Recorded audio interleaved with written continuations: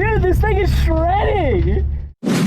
All right, today's the moment of truth. Went over to AutoZone this morning, picked up the young leak down tester. Shit's brand new. It hasn't even been rented out by anyone before. All right, so first thing we're gonna have to do, we're gonna have to take out all these coil packs and then the spark plugs. A little rusty dusty. It's probably just from sitting around. You know, all things considered, these are not looking too bad. Hey, that's my job. Around here. I'm sorry. Oh, this one's broken. Uh-oh. Fuck. Wait, no. That's kind of whack. Aren't these kind of expensive? Probably. Oh, they're like I mean, we have one sitting out there. outside. I mean, hammer off the spark plugs? That's stupid. I found one. Look, and then you can use this, Jamie.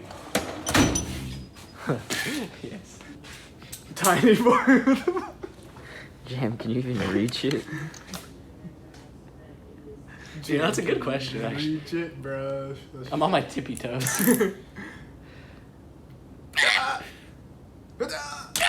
Oh yeah. Got it.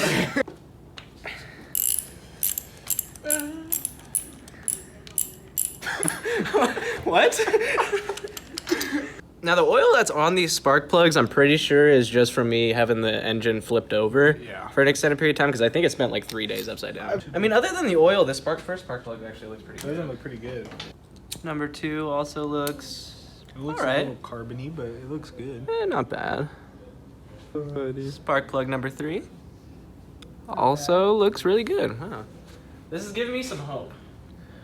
Numero 4, looking pretty good as well. Oh. That one's got a lot of oil on it. Like I said though, that's probably just from the engine sitting upside down. Alrighty, and the last spark plug, there's a little funny buildup, but nothing crazy. Like, these are all looking relatively healthy. Alright, now, come. So what we're gonna do, we have to now find top dead center of the first cylinder. A good trick to find top dead center: find an extension that is long enough that you can stick it down inside the cylinder and have it stick out, right? All right. And I think if I remember correctly, these BMW engines spin clockwise looking at it from the front of the engine. I mean, technically, you can spin them any way you want. Not necessarily, because there's a certain like amount of slack that needs to be on like a certain side of the timing chain. So I think if you spun it the other way, it would cause problems. This fucking guy. What can I say? I'm a master mechanic. Master. All right, beginning close. So I'm gonna be spinning this crankshaft, and we're gonna wait to see. Okay, come on. We're gonna wait to see once this reaches the top and starts to come back down. You really want to catch it before it starts to come back down. You really just want to get it up until it stops. So here, I'll start rotating the crank. I think it stopped. So now this should be top dead center. All right, so this is gonna be like the main component to the entire thing. You want to be pumping in 100 PSI, and then this gauge over here will be telling you what percentage of that air is leaking, whether it be through the intake valves, the exhaust valves, the head gasket, or past the piston rings. Got the young adapter on. Feed her down in the tube. All right, she's feeling pretty tight in there. We'll plug the gauges into this side of it. And then I'll grab the hose from our air compressor. So now shit, is this not the right tip? Oh, bitch. Oh, is this a fucking failure before we even start? Yes. Bitch. All right, so we got to run over to Lowe's, go get some Teflon tape because we need to switch out the tips on the tester. Welcome back here to the Jam Drifts channel, where we are performing a leak down test on this 6-cylinder BMW engine thing. All right, well, we got the right little thing on to get the air hose connected. All right, so now we got everything attached. So now all we got to do is let in all 100 PSI. So far, this is looking pretty good.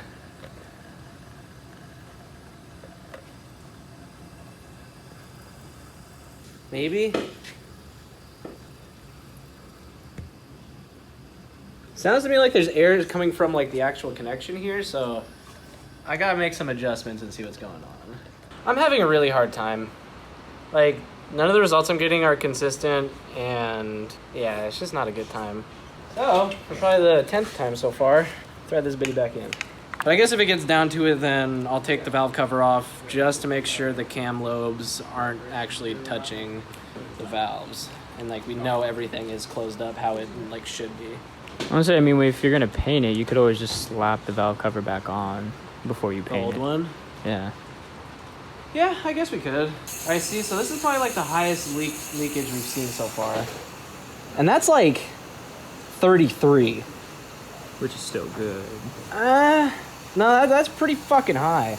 Alright, so I had to dip out early yesterday, so I wasn't able to complete the leak down test, but I figured out why we were getting such inconsistent numbers. So whenever I was turning the dial to try and get this up to 100 PSI, I noticed that the compressor was only letting out about like 85 to like 90 PSI, and that's definitely enough to skew the numbers, and that kind of explains why I was getting anywhere from like 40% leakage to like 20% leakage on cylinder 1 when essentially nothing else was changing.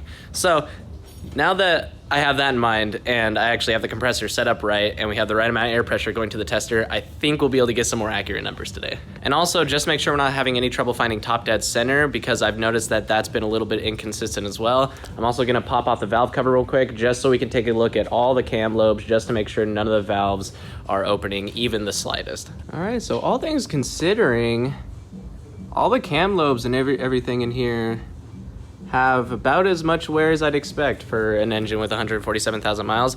There aren't any like huge deep scratches or anything. There's nothing in here that like I could feel with my nail or anything. Overall, I'm pretty happy with how all of this looks.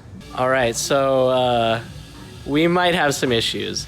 So I'm doing a leak down test on cylinder 1 right now, and it's showing me about 27% leakage. And that's not very good. Most of the air, you can kind of hear probably, is coming out of the intake valves. I'm gonna continue on, do the leak down test on the rest of the cylinders, and I'll let you guys know the results as we go along, and then we'll just go from there. Alrighty, cylinder 2, looking about 12% leakage. Cylinder 3 is reading about 10% leakage. Alrighty, cylinder 4 is reading about 7% leakage. Alrighty, cylinder 5 is reading about 5% leakage. Alrighty, and cylinder 6 is reading about 4% leakage. Alright, so I went back to cylinder 1 just to confirm the results, and it's still showing around 25 to 24% leakage. Alright, so I went ahead and I got a second opinion from my buddy on what I should take away from these leak down test numbers. And I think I'm not gonna worry about it too much. Strictly because all the leakage that I was getting from every cylinder was either intake valve or exhaust valve. None of the leakage was actually coming from the water pump area or the thermostat housing area. So it's good to know that we don't have a blown head gasket. I figure since it's an intake valve, it's not something that's gonna cause a catastrophic failure with the engine. Whereas if it was coming through the water pump port or the thermostat port, then we'd have much bigger issues on our hands. So now that that's all out of the way, we can get to doing the oil pan gasket, and then I believe after that we can get to degreasing and painting this thing. Alrighty, so we have the 2 mating surfaces all cleaned up. Now I need to plop down a little bit of RTV where the timing cover and the rear main seal cover connect to the block. Is it going like that? No. No. No, flip. Yes. Like that? Yes. Are you sure? Wait. Oh. Are you sure it doesn't go on like this? No, that doesn't look You right only either. got one shot, Jamie. That's what I'm saying. That's what I'm tweaking, bro. Oh, I think it's this way. I'm just gonna drop it. Ooh, there you go. I guess we just plop this on there? Yes, sir. Okay. Be careful. How careful? Oh wait, I need to, fuck.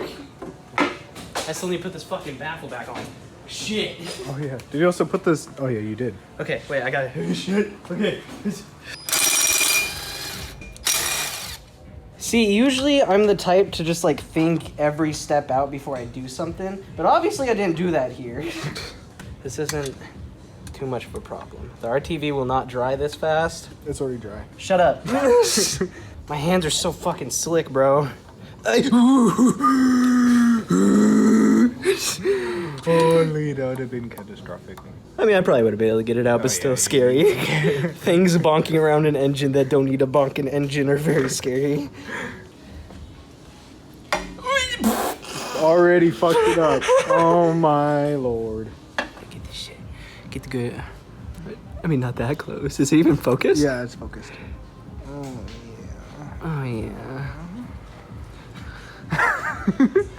All right, oil pan is all torqued down. I finished up the rest of the masking that I need to do in preparation for degreasing. There's still gonna be some more masking that I'm gonna have to do once we get to painting, but this should be sufficient for now.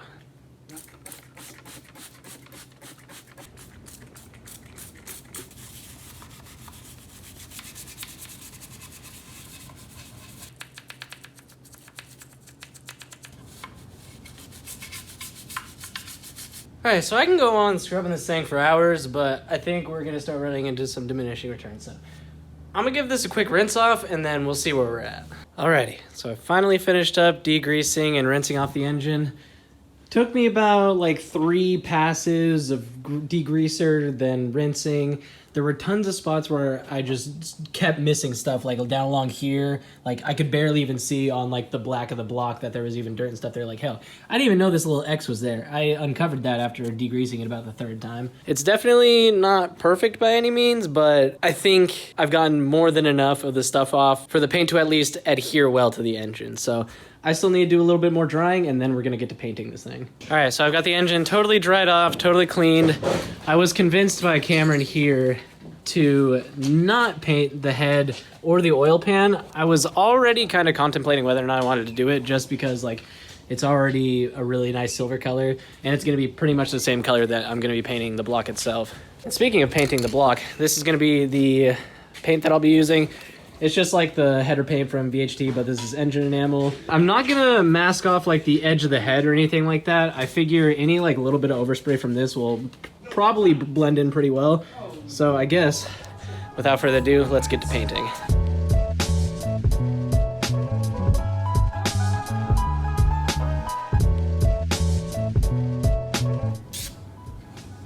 Wow, this is actually looking a hell of a lot better than I expected. That looks good on I'm camera. not gonna lie.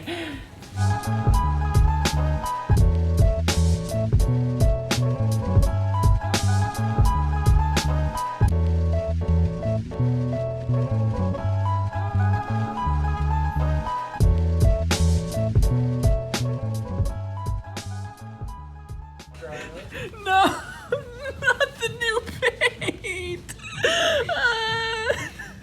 All right, so I'm just gonna probably have to touch that back up at a later time. But let's just take a look at this real quick. The good side. This engine is looking so much better than it did before. I mean, like, we got the back of that because we didn't mask it out, but you can't see that from the front. From the front, it looks mint. That does it for this portion of the project. Now I just have to wait for the water pump to come in, thermostat housing, and then just some little odds and ends. But I think that's gonna do it for this video, guys. I hope y'all enjoyed. I hope y'all have a nice day, and I will see you in the next one.